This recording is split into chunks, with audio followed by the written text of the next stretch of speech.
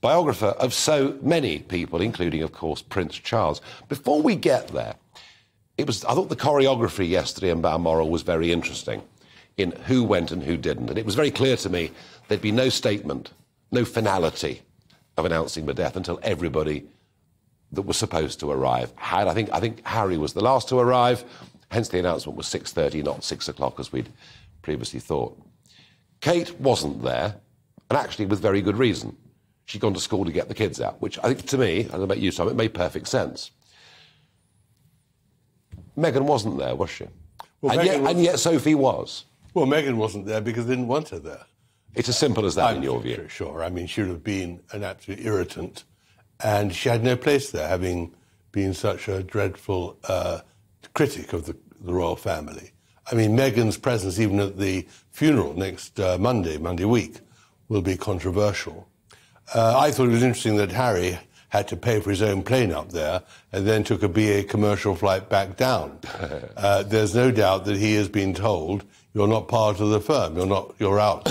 And that is going now. The truth is coming to haunt him, what he in fact has let himself in for. And again, I'm struggling. I was about to say Prince Charles, but I'm going to have to say King Charles III. In his King's speech, he very specifically talked about Harry and Meghan having chosen their new life overseas. Well, I think... Was he effectively saying, don't come back? On the contrary, I think what he's trying to do, he's trying to minimise the dreadful damage that Harry can do with his book, and Meghan can do in more interviews. I mean, Charles has got a very perilous position, and to navigate, he's got to keep them on side. At the same time, he's got to find a way to silence them. And he hopes he might be able to, with the love bomb, silence them. On the other hand, he knows that their whole finances depend on damning the royal family. So, and could disrupt his reign. There's no doubt about it.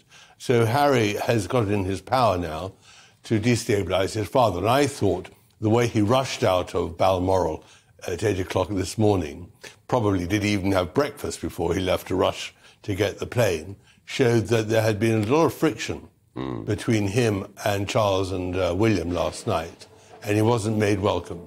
Interesting.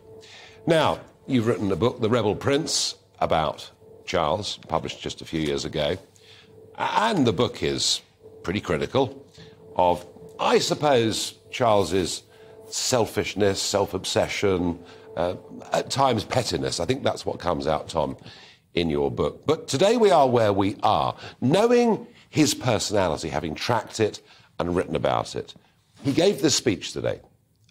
David Starkey made the point that 9 minutes 30 seems somewhat excessive in the circumstances, but a lot of it was Charles telling us how he feels.